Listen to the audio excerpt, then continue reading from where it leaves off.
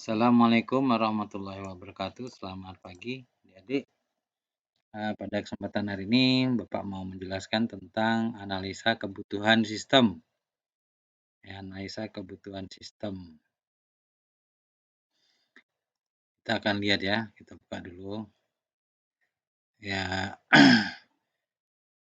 jadi seperti yang diketahui, yang namanya analisa berarti kita memikirkan eh,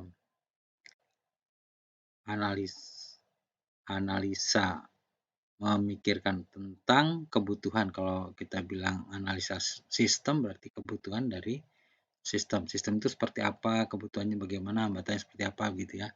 Nah, secara garis besar ada dua hal yang dibutuhkan. Pertama adalah requirement gathering. Jadi mengumpulkan kebutuhan dari perangkat lunak semua stakeholder yang terlibat. Kemudian yang kedua adalah kebutuhan fungsional. Kebutuhan fungsional nanti yang terkait dengan wewenang dan tanggung jawab dari masing-masing entitasnya ya. Seperti kalau dalam hal ini nanti ada contoh tentang formulir pendaftaran. Di sana ada siswa, ada panitia penerimaan siswa, dan nanti dari sistem informasinya seperti apa. Kemudian yang terakhir adalah analisa kebutuhan non fungsional. Jadi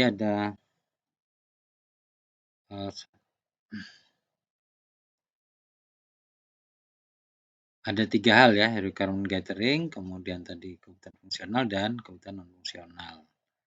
Nah, untuk requirement gathering di sini ataupun kebutuhan yang terkait dengan stakeholder, yaitu kebutuhan sebuah perangkat lunak dari semua stakeholder yang terlibat. Siapakah stakeholder? Dalam hal ini adalah bisa orang atau organisasi yang terlibat dalam pengembangan sistem. Mulai dari top manager sampai end user ya. Jadi top manager itu pimpinan paling atas sampai dengan pengguna paling ya levelnya paling akhir atau paling bawah. Requirement ataupun kebutuhan bisa diperoleh, kebutuhan sebuah perangkat lunak atau sistem bisa diperoleh dari wawancara atau investigasi atau penyelidikan terhadap proses bisnis yang berjalan.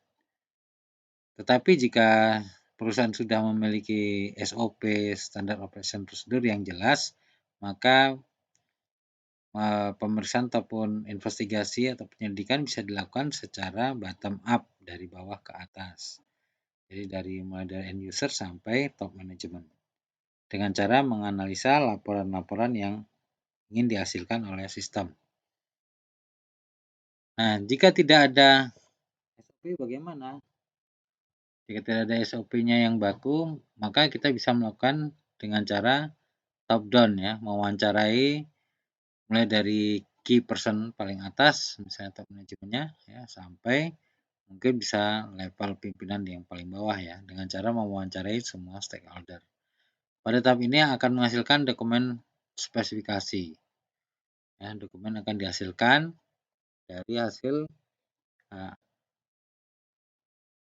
melakukan penyelidikan tadi ataupun investigasi. Nah, pada tahap menghasilkan dokumentasi spesifikasi kebutuhan perangkat lunak bisa disebut juga dengan proses Software Requirement Specification atau SRS. Maka proses analisis akan dilakukan oleh seorang sistem analis. Jadi setelah dokumen dihasilkan, maka proses berikutnya adalah proses analisis yang dilakukan oleh seorang sistem analis. Namanya sistem analis ya orangnya itu ya.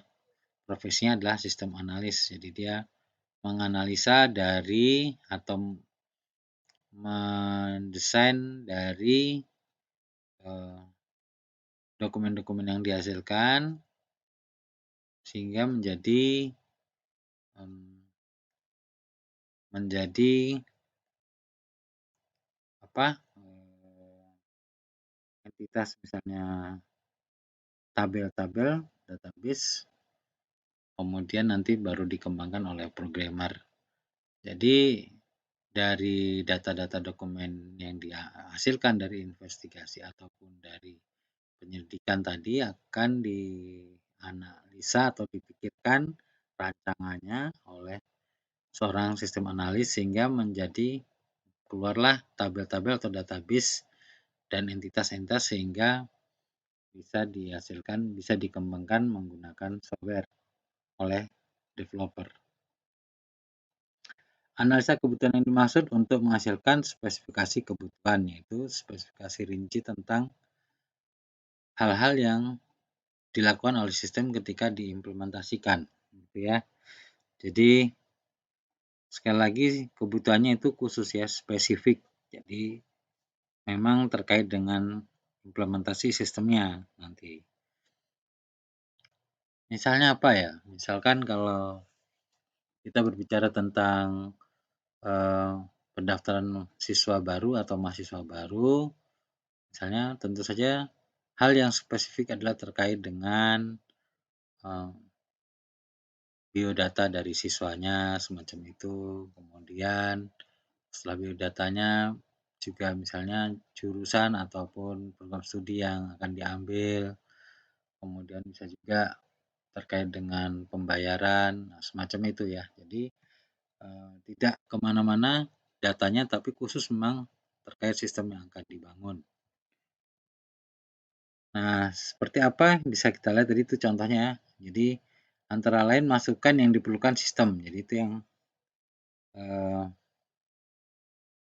analisa kebutuhannya itu antara lain masukan yang diperlukan oleh sistem. Jadi tadi misalnya biodata siswa itu adalah masukan ya, inputan yang menjadi misalnya tabel master sebagai ataupun data master dari siswa atau mahasiswa yang akan masuk dalam suatu lembaga pendidikan misalnya. Lalu keluaran ataupun output ya dari sistem. Keluaran tentu saja misalkan kalau dalam hal ini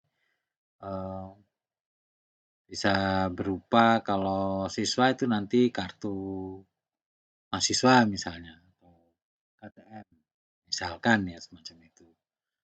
Nah, itu keluaran yang dibutuhkan dari sistem bisa mengoutput menghasilkan kartu siswa. Kemudian lingkup prosesnya seperti apa? Jadi nanti di dalam sistem penerimaan mahasiswa barunya ataupun siswa baru tadi ada beberapa proses yang harus dilalui misalnya dari mulai pendaftaran, kemudian ujian ataupun tes masuk sampai pengumuman gitu. Jadi ada beberapa proses yang harus dilewati oleh dalam satu sistem gitu ya. Lalu volume data yang ditangani oleh sistem bisa jadi volume datanya itu besar sekali ya. Big data, metadata dan big data lagi ya. Bisa semacam itu. Penanganannya tentu berbeda dengan sistem yang memiliki data yang kecil ataupun data yang sedikit ya, data yang kecil atau sedikit. Untuk big data membutuhkan misalnya proses-proses data mining semacam itu, kemudian data warehouse ya, kemudian cloud semacam itu dibutuhkan untuk big system. Jadi untuk big data pada sistem yang besar seperti portal-portal perusahaan, pemerintahan, itu penanganannya tentu berbeda jauh dengan misalkan rental motor gitu ya, atau atau perpustakaan kecil ya. Kalau perpustakaan besar juga sama aja sih ya, besar. Tapi kalau atau persewaan buku misalnya ya, kan dulu ada zaman dulu ada persewaan buku atau persewaan film misalnya. Itu lebih data yang dibutuhkan kecil atau laundry misalnya itu kecil. Kecuali ini perusahaannya besar ya. Itu beda. Lingkup volume data yang ditangani. Lalu kategori pemakai sistem ini juga si pemakai itu bagaimana gitu ya, pemakai end user-nya. Apakah lingkupnya sekolah misalnya itu kecil, beda dengan lingkupnya end user-nya misalnya masyarakat ya. Misalnya Gojek itu masyarakat, lingkupnya luas sekali. Jadi tentu ini terkait dengan nanti pengelolaannya juga. Sistemnya besar, berarti tidak bisa menangani misalnya hanya sekedar menggunakan database yang sederhana, bisa. Jadi database-nya bisa jadi dia harus menggunakan semacam data warehouse semacam itu. Nah, itu bisa untuk menangani dari sisi kategori pemakai yang sangat luas. Tapi kalau kategori pemakai yang kecil, sederhana begitu ya, misalnya di sekolah atau di universitas lah katakan, itu masih lingkupnya masih kecil. Ini tentu masih bisa ditangani dengan sistem yang lebih sederhana. Lalu yang terakhir adalah kontrol atau pengendalian sistem. Pengendalian sistem di sini termasuk validasi. Misalnya kalau misalkan kita operatornya atau adminnya itu tidak begitu fokus, tapi karena di dalam sistemnya sudah dilengkapi dengan validasi-validasi, maka pada saat dia mengetik ataupun menuliskan data yang tidak diinginkan akan ada nanti semacam peringatan ataupun semacam pemberitahuan notifikasi. Kalaupun misalnya dia karena ngantuk gitu ya, nggak keisi kolomnya, nanti juga sewaktu disimpan dia kasih notifikasi ada data yang belum terisi misalnya semacam itu. Jadi kontrol sistem ya. Jadi ada sekitar 6 hal yang dibutuhkan sebagai kebutuhan sistem ya yang harus dipenuhi dalam investigasi ataupun dalam menyelidiki apa sih kebutuhan-kebutuhan sistem yang akan dibuat ataupun dibangun. Kemudian berikutnya adalah kebutuhan fungsional. Sesuai dengan namanya fungsional berarti terkait dengan fungsi ya. Maka di sini kita beri contoh misalnya pengisian formulir pendaftaran ya, kita buat ada entitasnya ya, entitas ataupun pelakunya misalnya di sini siswa. Kemudian ada panitia ya. Panitia penerimaan siswa. Yang terakhir adalah sistem informasi. Nah, sebagai siswa atau calon siswa, maka dia akan mengerjakan beberapa hal ya terkait dengan fungsionalnya. Misalnya minta formulir, itu pasti siswa yang minta formulir. Kemudian panitia sebagai panitia penerimaan siswa atau sebagai panitia tentu dia kalau diminta formulir dia akan memberikan formulir. Lalu sistem informasi, nah nanti kalau sudah jadi sistem informasi atau sudah dibangun, maka nanti tugasnya sistem informasi menggantikan proses permintaan dan proses pemberian formulir nih, karena akan ada screen atau layar yang bisa menampilkan formulir dari sistem informasi. Dia akan menggantikan pekerjaan panitia dan calon siswa ini ya. Ini sistem informasi. Kemudian calon siswa mengisi formulir. Nah, mengisi formulir dari panitia tidak perlu melakukan apa-apa. Nanti di dalam sistemnya nanti ada disebut entry data gitu ya, entry data. Prosesnya adalah entry data.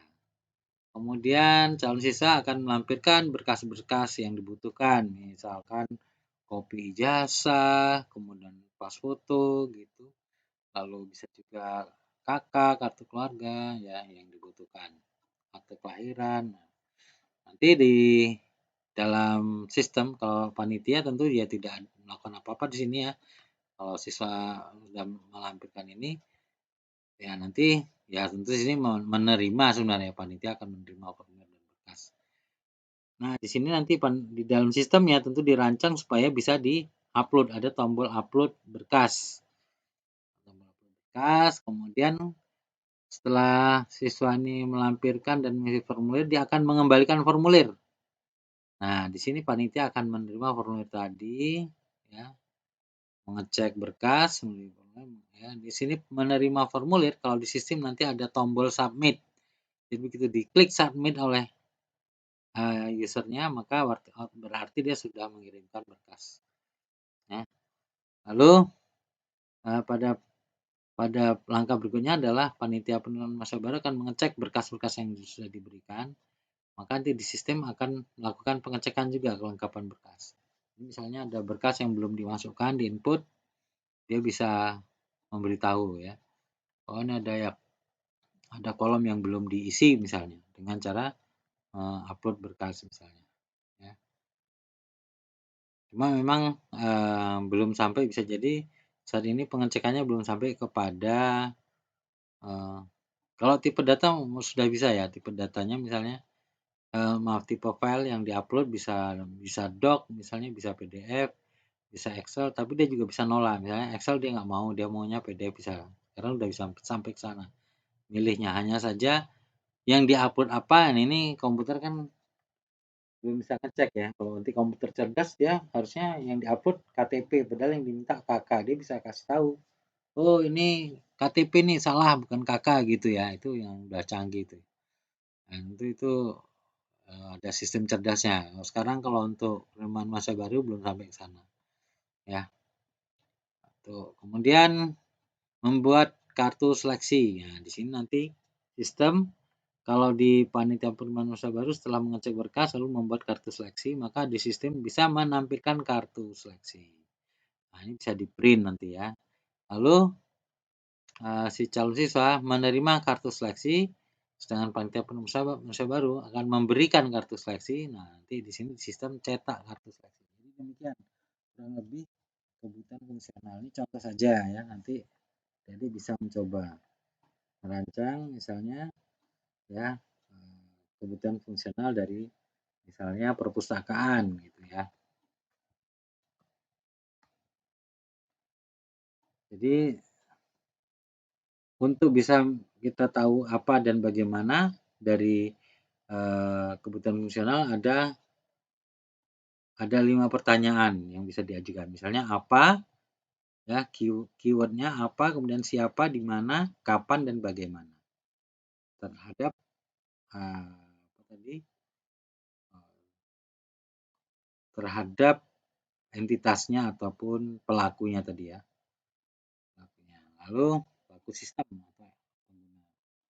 Kemudian kebutuhan non fungsional, tadi kebutuhan fungsional, non fungsional ini terkait dengan satu hardware, yang kedua software perangkat lunak, yang ketiga brandware atau usernya, penggunanya, yang keempat adalah data, informasi, pengetahuan, dan 5 jaringan ya. Jadi ada 5 hal, hardware terkait komputernya, kemudian apa ada network, jaringan, itu sebenarnya jadi satu, itu bisa dibilangnya network dan hardware. Kemudian software itu terkait dengan aplikasi ya. Kemudian data, informasi, pengetahuan ini terkait dengan data-data baku yang diminta misalnya ya, data-data atau informasi yang diberikan oleh pengguna. Lalu brandware adalah manusianya ataupun yang menggunakan. Nah, itu tadi adalah analisa kebutuhan sistem yang harus dilakukan apabila kita ingin membuat sistem atau membangun sistem.